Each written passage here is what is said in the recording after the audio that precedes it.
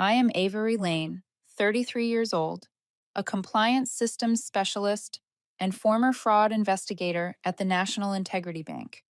I never planned to become the kind of person who built systems complex enough to make an entire corporation tread carefully. But life rarely asks anyone before it changes their direction. I left the bank after an incident I never want to revisit, a case I uncovered myself, only to be blamed for it, pushed aside, and stripped of every ounce of credit. That experience taught me one truth. In the corporate world, truth is never strong enough unless it comes with power. I walked away from everything and moved to Seattle. The fog and the cold mornings that cut against the skin gave me the quiet I needed. I lived in a small apartment overlooking Elliott Bay. The lights reflecting on the water each night reminded me that the world still followed its rules, even if people did not. I preferred working remotely. I never cared for in person meetings or hallway small talk. I belonged in quiet spaces where I could hear the hum of a machine more clearly than the sound of someone's voice. I did not look for a job. The job found me. Elias Ward, Chief Risk Officer of Nexora Capital Systems, reached out after reading a system analysis I once posted on a security forum. Elias was more than 10 years older than me, sharp enough to make me feel like he could read layers of logic before I even wrote them. He said Nexora needed a compliance architect untouched by internal politics, someone not tied to any faction, not molded by meeting culture. In other words, they needed an invisible person. I did not love the way he phrased it, but he was right. More importantly, he was transparent. He built the contract between me, Nexora, and with absolute clarity. Ownership, responsibilities, and protocols were all written in detail, leaving no room for anyone to twist anything if something ever went wrong. We agreed that my name would not appear in human resources records or the organizational chart. Distance, we both understood, offered safety for the system and for me. I built SpineGrid for Nexora over 3 years, a three-tier risk monitoring framework capable of detecting any unauthorized interference. I embedded self-governing mechanisms, audit triggers that the system could launch on its own, and a locking layer ensuring that if my credentials were ever revoked improperly, the entire monitoring structure would demand re-verification from partner banks. I did not design it to make anyone's life difficult. I designed it to protect the company from reckless hands and uninformed decisions. SpineGrid ran flawlessly for 3 years. No major failures, no false alerts.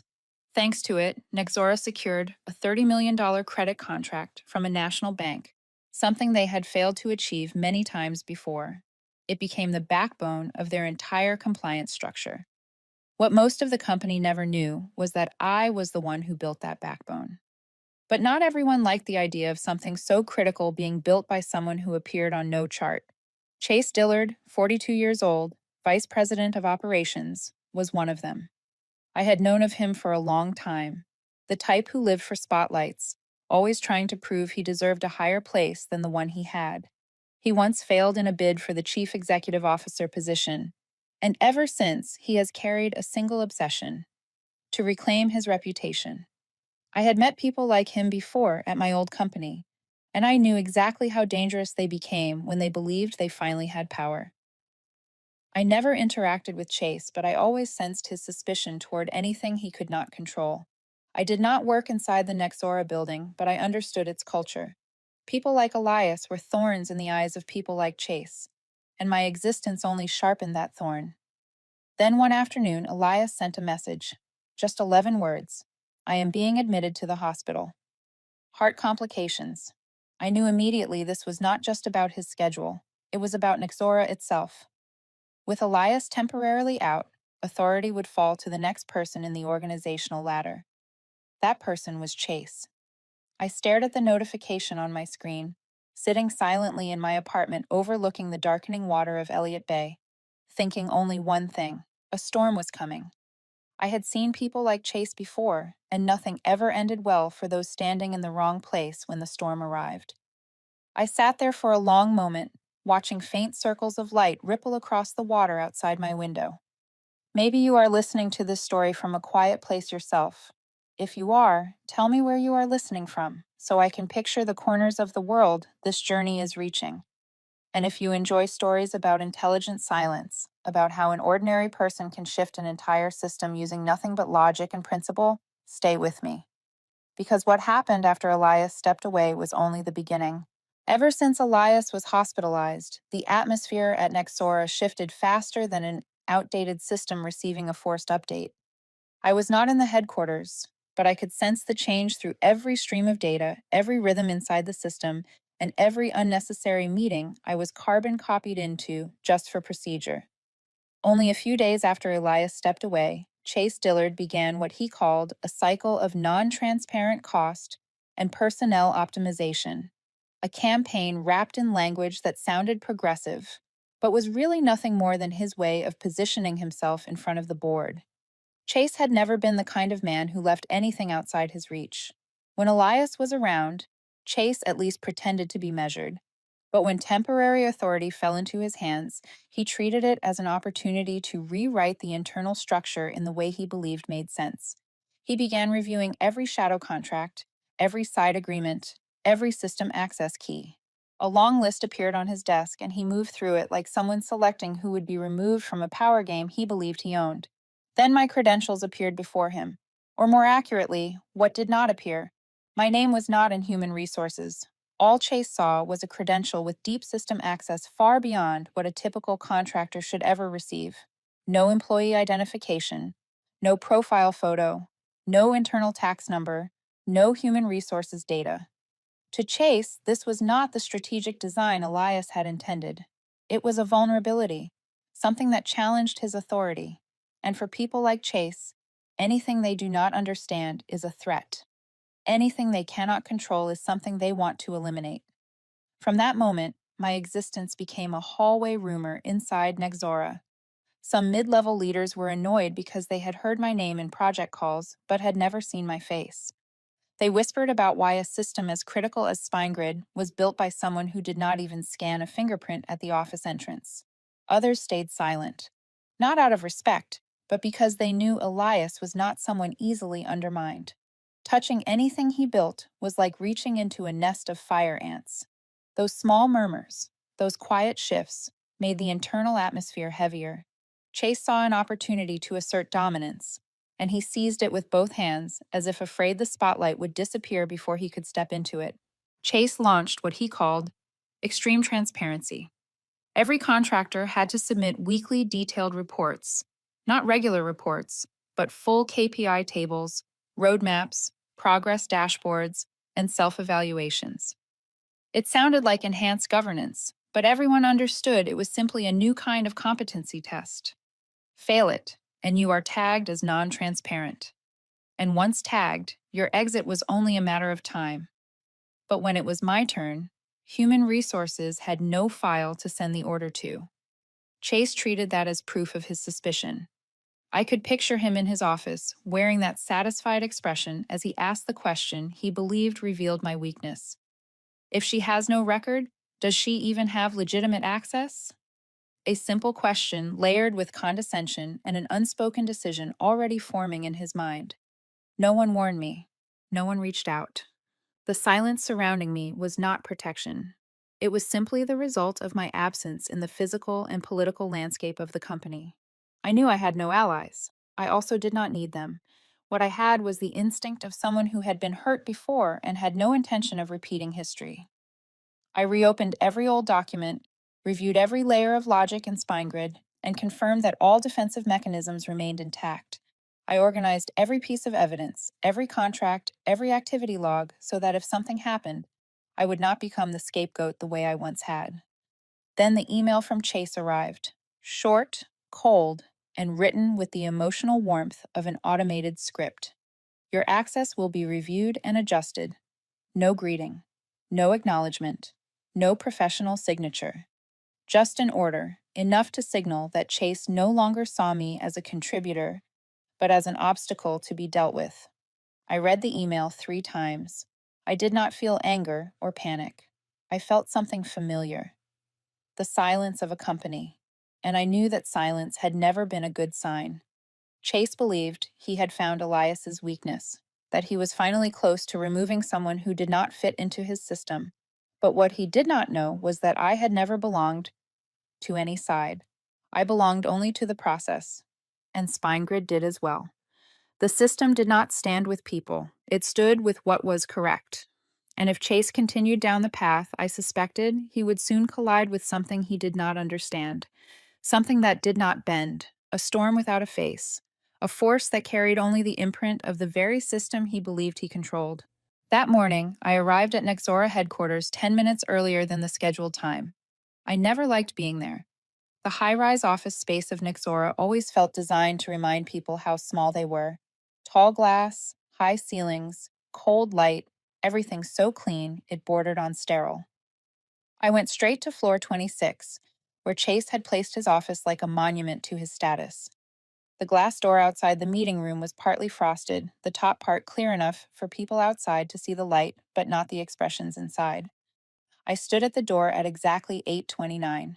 Chase was already seated, wearing a white shirt pressed too flat, a dark tie that contrasted sharply with a face empty of emotion. To his right was Hayden, a member of the legal team whose name I had seen in a few internal documents.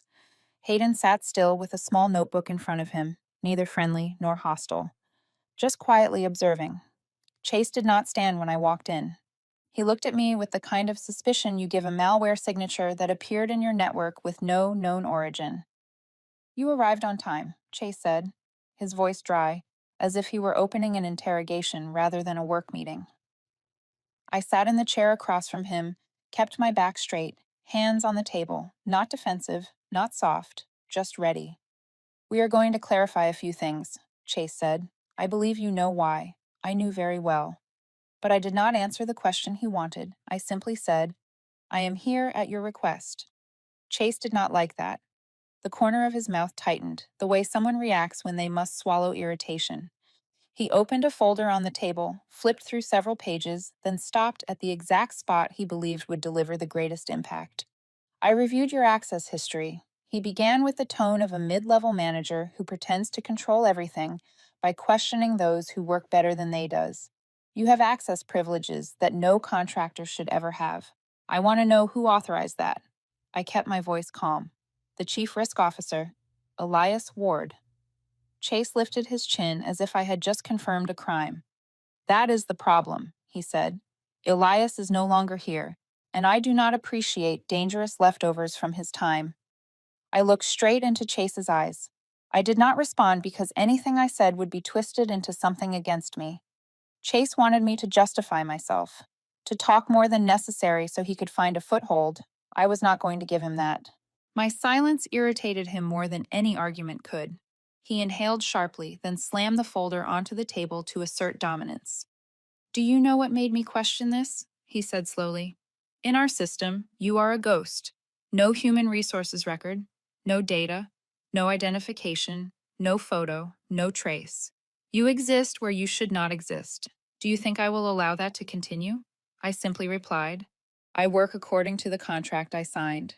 Chase let out a short, cold laugh, one without respect. "What contract?" I did not see any contract. I knew he was lying.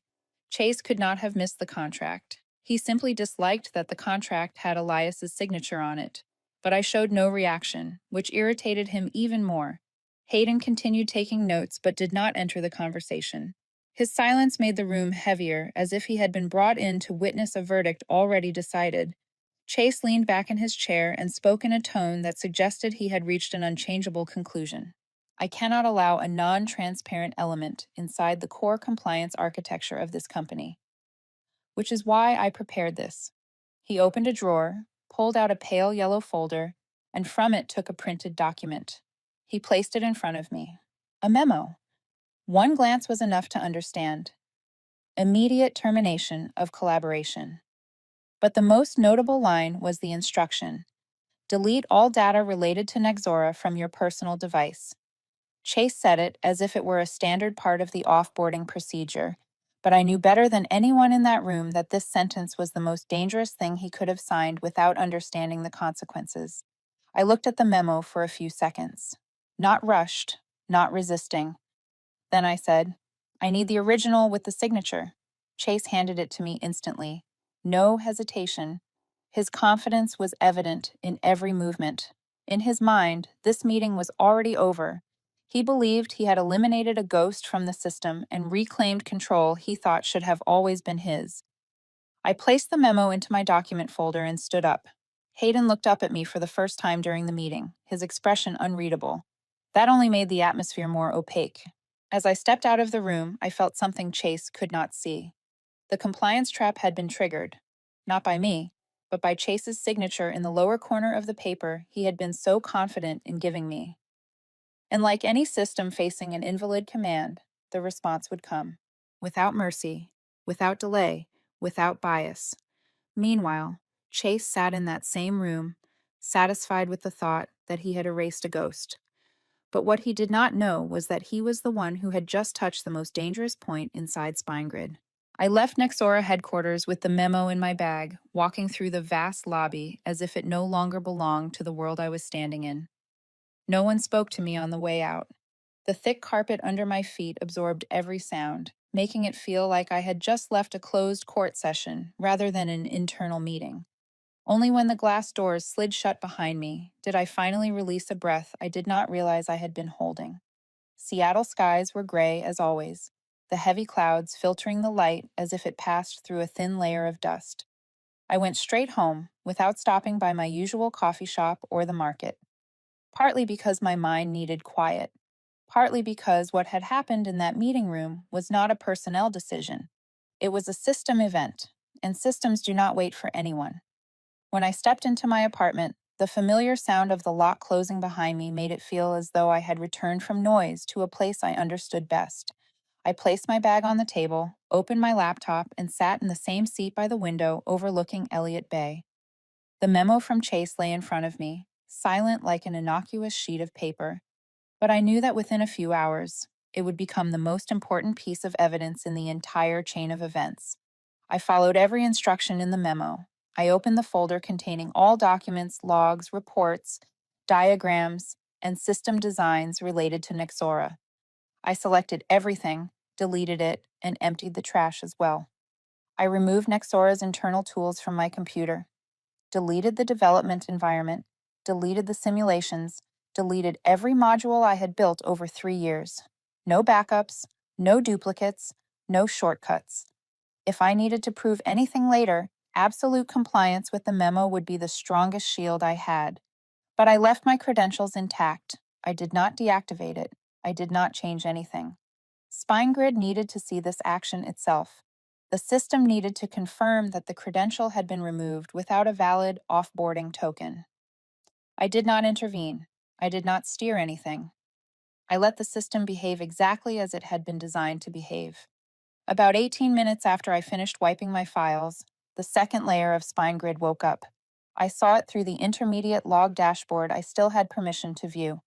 My credentials abruptly shifted into an undefined state. Not inactive, not disabled, undefined. To a standardized risk monitoring system, that was equivalent to a sign of unauthorized interference. The second layer defense mechanism was activated immediately. First, SpineGrid marked the system as undergoing unusual changes. An amber alert code flashed on the main risk dashboard. A few seconds later, per the contract with the bank, the system sent an automatic ping to their monitoring server. A ping not sent by a human, but executed by the system itself, based on rules approved 3 years earlier. On the bank side, that signal was no small matter. Alerts of that type landed directly in emergency review. The protocol triggered itself without needing human approval. Everything unfolded like a domino chain, emotionless but precise, a structure built to prevent risk, not accommodate human ego. About 30 minutes later, Nexora began to feel the disruption. Several compliance modules are paused. The dashboard shifted from amber to red, signaling critical risk. Data streams at several points became interrupted. Not system errors. SpineGrid was doing exactly what it was meant to do, shutting down segments that could be affected by an improper access change. Meanwhile, Morgan, a young engineer on the integration team, noticed the strange error chain on his screen. He did not have deep access, but he knew enough to understand this was not a typical glitch. Morgan told Chase that the alert appeared to be related to a credential being revoked incorrectly. Chase dismissed it immediately, insisting the system was sometimes too sensitive. I could picture his face in that moment, the confidence of someone who does not understand but thinks he does. Chase ordered the internal team to hit the system again. His exact words made it sound as if he were asking them to fix a photocopier, not a multi-layer compliance architecture. The engineers complied because they had no authority to refuse. They tried restarting modules, tried switching ownership objects, tried adjusting logs. Each action only made SpineGrid respond more aggressively. The defensive layers started to contract as if the system were bracing against an attack. While Nixora scrambled around warnings they could not decipher, I received the first email from the bank. The message was short, but the gravity was unmistakable. We have received a system alert related to your credentials. Please confirm the reason for its removal. No employee sent this email. It came automatically from their credit monitoring system. When a bank asks that question, it means the matter has moved beyond the company's internal control. I looked at the email and stayed silent for a few seconds. The storm had begun. And as I said, I did not trigger it. Chase pulled the trigger himself. And now, SpineGrid was only doing what it had been programmed to do. I was not at Nexora when things began slipping out of Chase's hands, but I knew exactly how people like him reacted. When the first signs of a serious incident appeared, they did not step back to assess. They lunged forward, trying to seize control through aggression, as if their raised voice could make a three-layer compliance system obey them. Chase was no exception. He panicked. And like every panicked man with authority, he hid his fear under exaggerated decisiveness. Only a few hours after SpineGrid warnings spread, Chase gathered an internal group of engineers he considered reliable. 3 people. They met in a small basement tech room where few paid attention. He called the group a name he surely thought was impressive: Shadow Ops. Those 3 engineers were skilled, but none of them had been trained by Elias on SpineGrid. They understood the Surface API. They understood workflow operations, but they did not understand the deeper logic. They did not know SpineGrid was not an ordinary access system. It was a registered compliance monitoring framework tied to the bank and audited regularly. Chase did not want explanations. He told them they were to restore control by any means necessary. Pressure showed on his face even though his voice tried to remain steady. He did not realize he was pushing them into a direct attack on SpineGrid's protective architecture. Shadow Ops began by trying to reassign the credential, a crude method to seize trigger paths instead of letting the system operate autonomously. But SpineGrid was not designed to accept manual reassignment. One improper action was enough to activate the third defensive layer, and that was exactly what happened. The moment Shadow Ops attempted to change ownership of one monitoring stream, the third layer activated. This was the layer I once jokingly compared to the emergency bulkhead closure of a submarine. When the third layer engaged, 2 things happened immediately. First, the system disabled transaction authorization functions. No compliance-related transaction could be processed, even internal ones. Second, every unusual action from Shadow Ops was captured, logged, and sent to 2 places: the bank monitoring system and Nexora Legal. The logs were sent instantly, irreversible, no exceptions. Monroe, the internal attorney, was the first to read the report. I knew Monroe was not someone who reacted emotionally. He spoke slowly, clearly, and only when necessary. But in this situation, he went straight to Chase's office, without warning. "Chase, what are you doing?" I could imagine Monroe saying it, his voice still even, but colder than usual. "You are interfering with a federally certified system. For any rational person, that would have been enough to stop." But Chase was not rational. He brushed Monroe off, insisting everything was under control. Monroe then remained silent. The reaction of someone who understood the legal threshold had been crossed, and he wanted no further involvement. But Chase did not stop. He asked Hayden, the man who had been in the meeting with me the morning before, to sign an official statement declaring that I was not authorized to access SpineGrid.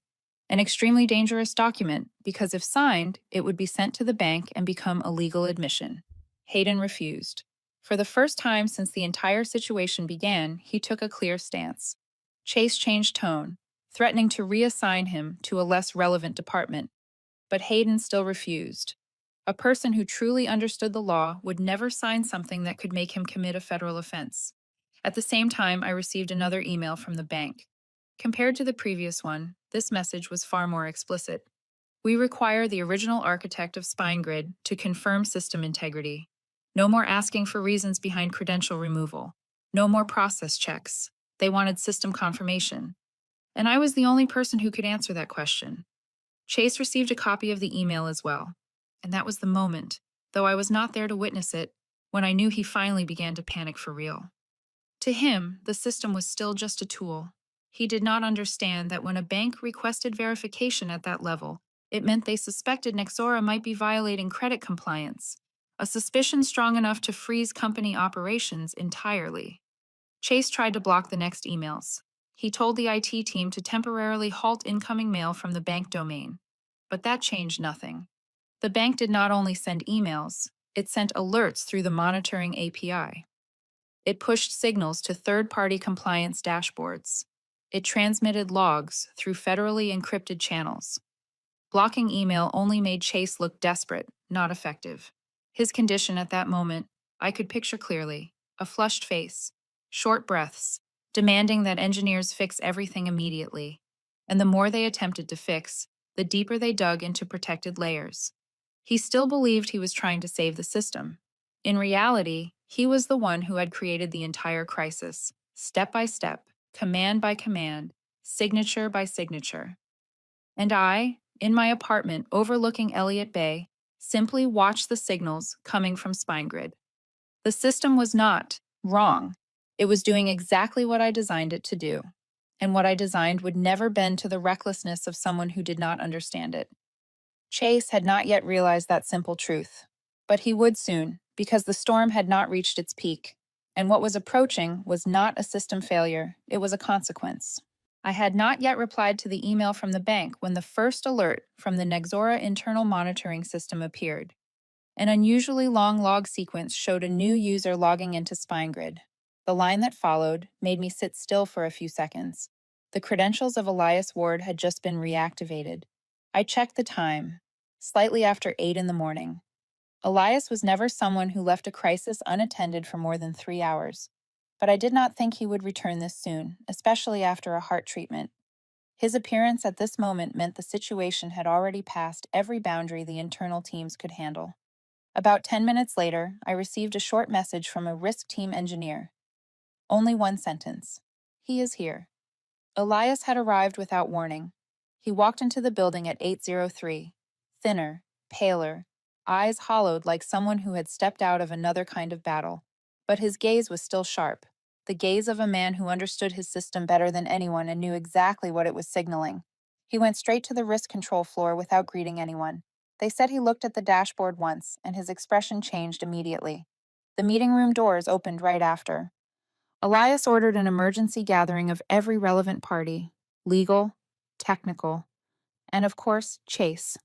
The meeting took place in the largest operations room on the floor. I was not there, but what happened was retold by multiple sources, and I could imagine every detail with unsettling accuracy, because I knew each person involved, and I understood the system they were staring at. When Chase entered the room, Elias did not invite him to sit. He stood at one side of the table, one hand on the surface as if holding back anger. "Explain," Elias said clearly. "What did you do to the system?" Chase reacted with his usual self-defense instinct. He blamed me. He claimed I had been a transparency risk. He said I was the flaw Elias created. He argued that terminating my role was necessary to protect the company. He kept talking until Elias cut him off. "I am not asking about Avery," Elias said. "I am asking what you did." Monroe stood against the wall, watching sharply like a researcher examining a pathological specimen. He knew this meeting was not just internal accountability. It could become evidence if the matter reached the federal level. Elias signaled the technical team to display the log on the main screen. Thousands of lines appeared, but he pointed to only 3 segments. First, he pointed at the log showing Chase's signature on the memo from the previous morning. A direct, undeniable confirmation. "You sign this." Then he pointed at the second log. The entry marked my credentials as removed without a valid offboarding token. You ordered a process violation, Elias said. The system reacted exactly as designed. Finally, he scrolled to the third segment, a long chain of alerts showing unauthorized interference from the Shadow Ops group, tagged with 3 internal engineer identifiers. And the group you commanded caused the cascading failure. The room fell silent.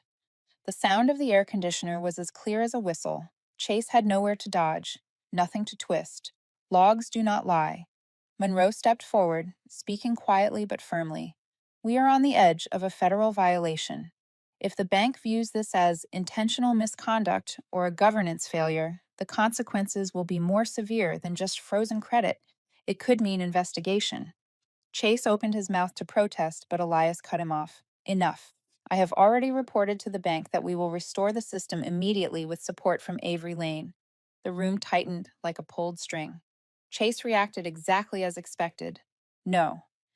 Avery set this trap from the beginning. This is her fault. She is trying to sabotage us. Elias's eyes hardened, a look sharp enough to crush any defense. The trap activates only when someone tries to break the system. She did not do that. You did. No one spoke. Hayden stared at the table, hands gripping his pen. Monroe straightened, having chosen his stance. The technical team remained silent, fully understanding the weight of every log displayed. Elias did not need to raise his voice. He turned toward the system security lead and gave one order: revoke all access for Mr. Dillard. Immediately. Chase froze. No time to argue, no chance to yell. He stood as if someone had unplugged him. Nexora Security executed the command with almost brutal efficiency. His access, tokens, and system identifiers vanished one by one. A chain of red logs appeared like a final punctuation mark. When the meeting ended, Elias said one last sentence, a sentence that many would later recall as one of the sharpest moments in Nexora history. The system is not wrong. It only does what we programmed it to do. The problem is that the person tried to force their will against the process. On the floor below, where the dashboard was still flashing red, I watched Chase's credentials disappear from SpineGrid in real time. An inevitable ending. One he had activated with his own hand. SpineGrid had stabilized in a defensive lockdown state, but for the system to come fully back online, one person had to touch it. Not the internal engineers. Not legal. Not Chase. And Elias knew that before anyone in Nexora even opened their mouth. Only 10 minutes after the emergency meeting, I received an encrypted message from Elias. Brief, precise, exactly his style. Your support is required. Temporary credential issued. Below it was a one-time token, the kind of access rarely activated. It did not give me full authority like before, but it gave me exactly what I needed. Full system read mode and a limited restoration channel. Read only, but restore capable. It was like handing me a key that unlocked only one door, but behind that door was the entire control room. I exhaled, opened the terminal, and entered the token. Authentication ran for a few seconds. Then SpineGrid opened. The moment I logged in, I saw something only the system architect would recognize. SpineGrid recognized me. Not in a human sense, but in the way a logic framework detects the signature of its original designer. Amber alerts shifted to pale yellow.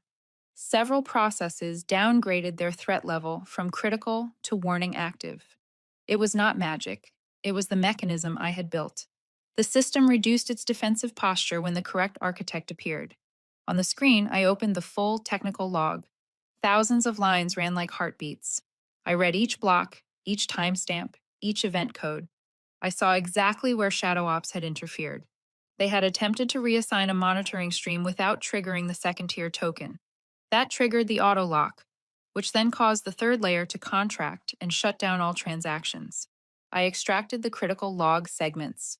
The first 3 timestamps documenting Chase's signature that led to the improper credential removal. The next 12 timestamps show unauthorized Shadow Ops attempts, and the Layer 3 shutdown chain. All of it was enough to serve as evidence in any investigation. But that was not my focus. My job was to stabilize SpineGrid.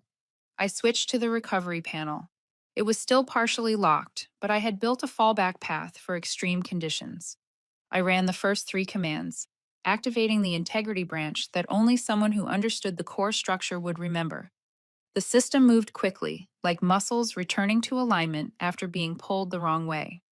For the fourth command, I paused for a breath, not out of doubt, but because I remembered writing it on a rainy night 3 years earlier when Elias had asked what would happen if someone ever tried to sabotage the system.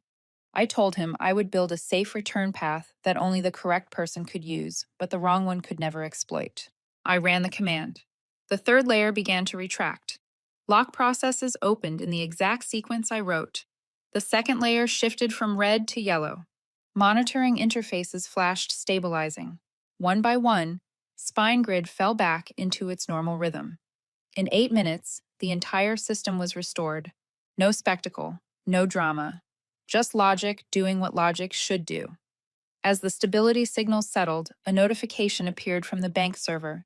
An automated credit system message, recovery signal stable, threshold temporarily unlocked. I exhaled, not because I cared for Nixora, but because I cared for the engineers, the staff, the people who had nothing to do with the power struggle Chase created. They did not deserve the fallout. Once the system was stable, I opened the event log and created a new entry. In SpineGrid, a log is not just a record, it is a statement of truth. I wrote a single line. The system is functioning as designed. The only failure is how it was treated. I saved it. The line appeared in the log list, unhighlighted, colorless, but permanent, stamped with my identifier and the restored system state. Then I opened the encryption tool and generated two reports, one for legal, one for the bank. Each was filled with log evidence, analysis of unauthorized shadow ops behavior, and an exact breakdown of what had occurred. No judgment, no accusation, just data. When the reports were sent, I closed my laptop and leaned back, looking out over Elliott Bay. Seattle light had begun to break through, the water calm like glass. Part of me felt lighter.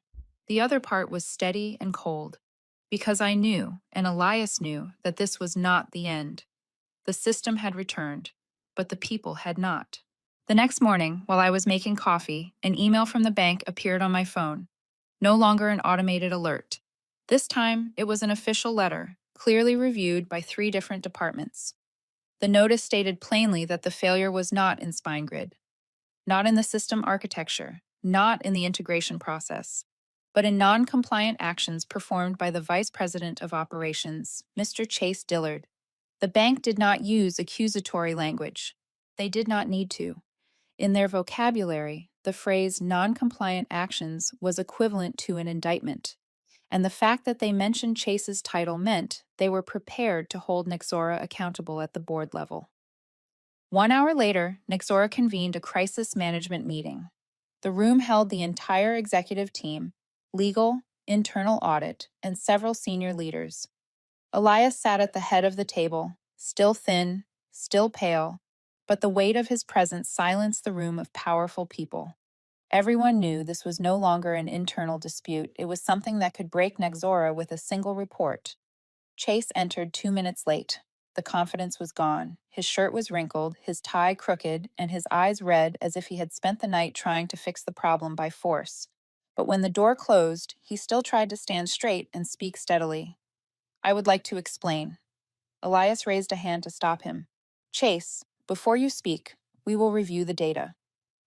Monroe stood, placed a folder on the table, and connected his laptop to the large screen. Evidence appeared, one sequence at a time, sharp as blades. First was the memo I held, the original document with Chase's signature. Several people leaned back when they read the line, "Delete all data related to Nexora from your personal device." No further explanation was needed. Anyone in this field knew that it violated every rule of data control. Next came the technical logs from SpineGrid showing my credentials were removed without an offboarding token, a deletion command executed without legal authorization. Core processes forcibly shifted out of their normal state.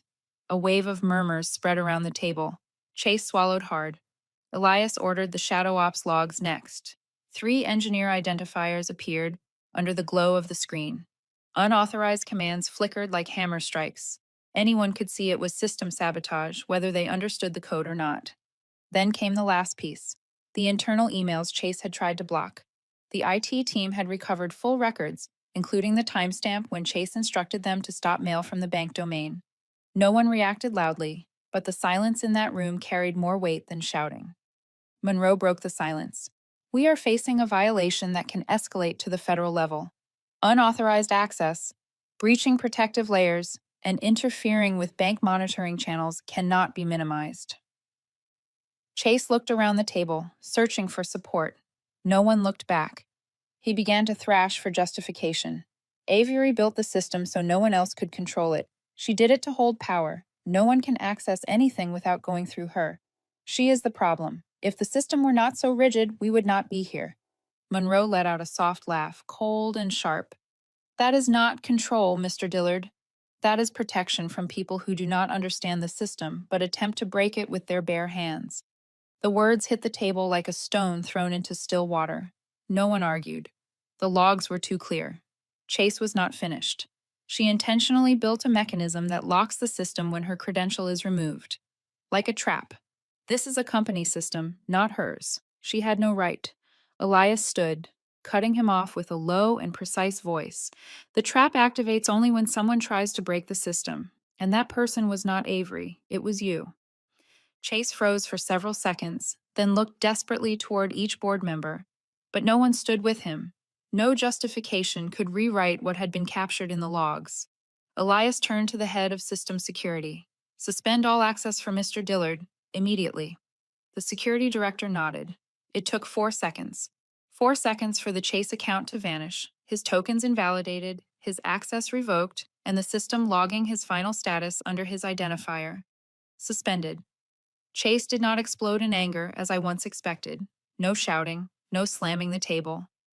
He stood still, as if every tense wire inside him had been cut at once. When 2 security staff appeared at the door, he looked down and followed them without a word. The hallway at Nexora was bright and long, but his footsteps were heavy. A few employees stood along the sides, some surprised, some sympathetic, most quietly relieved. All of us knew how dangerous unchecked authority could be when placed in the wrong hands, and we had just witnessed the consequence. When the elevator doors closed, I did not feel joy, no triumph, only a quiet realization. People often fall from the very staircase they built, especially when that staircase was held up by arrogance. And Chase had fallen exactly like that. After 2 days of restoration and cross-checking, SpineGrid finally returned to complete equilibrium. No red alerts, no pings from the bank, no remaining anomalies in the core structure.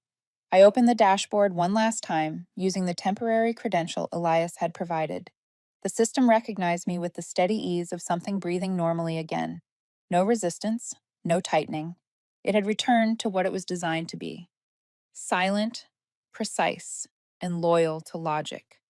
I prepared the final report, a detailed account of the entire recovery process, the root cause, the corrective steps, and recommendations for improving personnel procedures.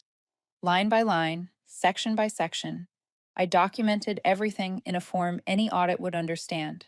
No blame, no omission, only truth. When the report was sent to legal, the executive board, and the bank, I returned to the system interface and executed the command to delete my temporary credential. The command ran for a few seconds. When the last token disappeared from the panel, it felt as if I had closed the final door of a room that once held chaos. Only a few minutes later, my phone rang. It was Elias. His voice was rougher than before, but it still carried an effortless authority. Avery, thank you. But more than thank you, I am sorry. It was the first time I had ever heard Elias say those words, not because he was arrogant, but because he was someone who planned meticulously to protect the system from dangerous people. This time, he had let the wrong person get too close to the company's core. I answered simply, "You are not the one who needs to apologize to me." There was a long pause. Then Elias spoke again. Nexora owes you more than gratitude, and we would like to make things right by offering you a long-term contract. The compensation will reflect the role you have proven. No one in this company doubts your value anymore. I looked out the window. The Seattle sky was pale blue, the light filtering through thin mist, reflected on the surface of Elliott Bay. A rare calm after days of turbulence. I spoke slowly. I appreciate the offer, Elias, but I do not belong in places that treat silence as a space to exploit. There was no anger in what I said, no bitterness, only a conclusion. A truth I had learned at a steep cost at my previous company, and again here at Nixora. Elias sighed on the other end. I understand. You deserve a better place. The call ended. I set the phone down, grabbed my coat, and stepped out of the apartment, not to escape what had happened, but to find something I had lost years ago: ease. I walked along the path by Elliott Bay. Small waves tapped against the rocks, the sound of water against concrete reminding me of the steady rhythm of logic I always trusted. The wind carried a faint salt scent. The sky was not bright, but it was enough to quiet the mind. I had lived too long with the constant need to guard myself, to prove myself, to brace against people who believed they had the right to tamper with my work through ignorance. But this time, what I felt was not anger, not triumph, it was peace. As I watched the water, my phone buzzed again. A new number. I answered. The woman on the line spoke with a low, steady, professional voice. She introduced herself as a representative from the National Risk Oversight Division of the bank. Not a branch, not a credit team. A central authority overseeing the largest systems in the financial sector. We have reviewed your report, she said, and we would like to discuss with you an important position, a role that requires analytical skill, system design capability, and especially the ability to keep a system standing firm against people who break it without understanding what they are breaking. It was the kind of invitation that many people chase their entire careers, but I did not answer immediately.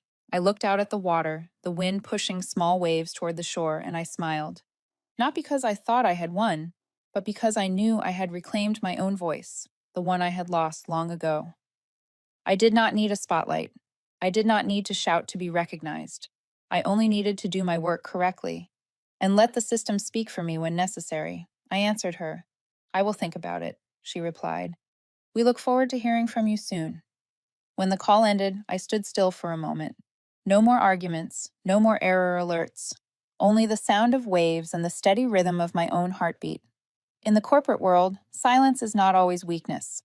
Sometimes it is the most important line of code in the entire system, and I had finally rewritten it on my own terms.